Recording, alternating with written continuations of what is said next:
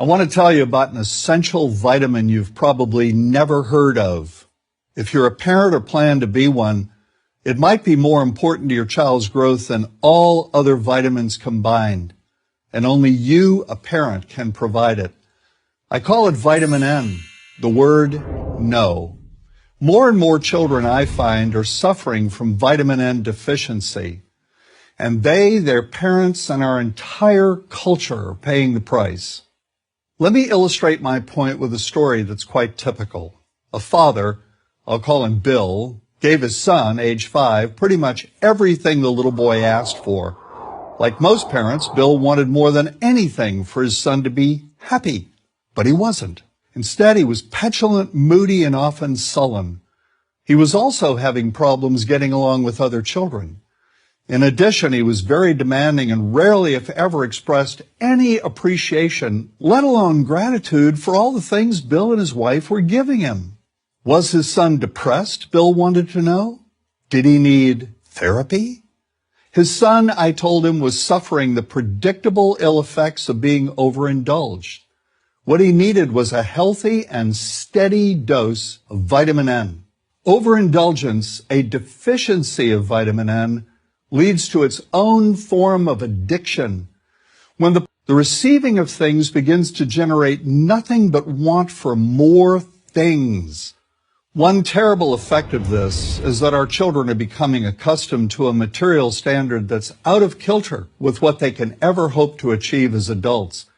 Consider also that many, if not most, children attain this level of affluence not by working, sacrificing, or doing their best, but by whining, demanding, and manipulating. So in the process of inflating their material expectations, we also teach children that something can be had for next to nothing.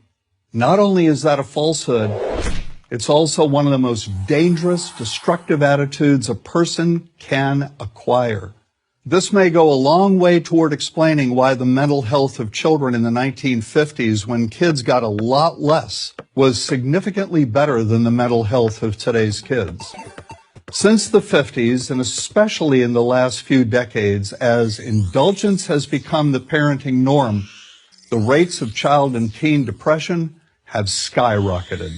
Children who grow up believing in the something for nothing fairy tale are likely to become emotionally stunted, self-centered adults. Then, when they themselves become parents, they're likely to overdose their children with material things. The piles of toys, plushies, and gadgets one finds scattered around most households. In that way, overindulgence, a deficiency of vitamin N, becomes an inherited disease. An addiction passed from one generation to the next.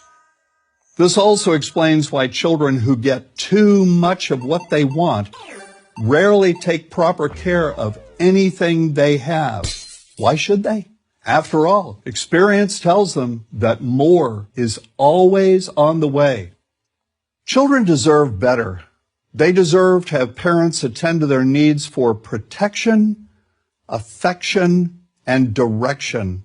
Beyond that, they deserve to hear their parents say no far more often than yes when it comes to their whimsical desires.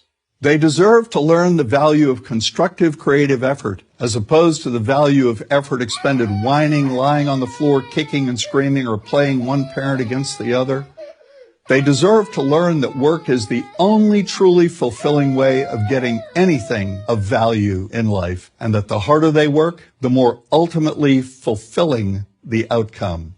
In the process of trying to protect children from frustration, parents have turned reality upside down. A child raised in this topsy-turvy fashion may not have the skills needed to stand on his or her own 2 feet when the time comes to do so. Here's a simple rule. Turn your children's world right side up by giving them all of what they truly need, but no more than 25% of what they simply want. I call this the principle of benign deprivation. No. Vitamin N. Dispense it frequently. You'll be happier in the long run, and so will your child. I'm John Rosemond, author and family psychologist for Prager University.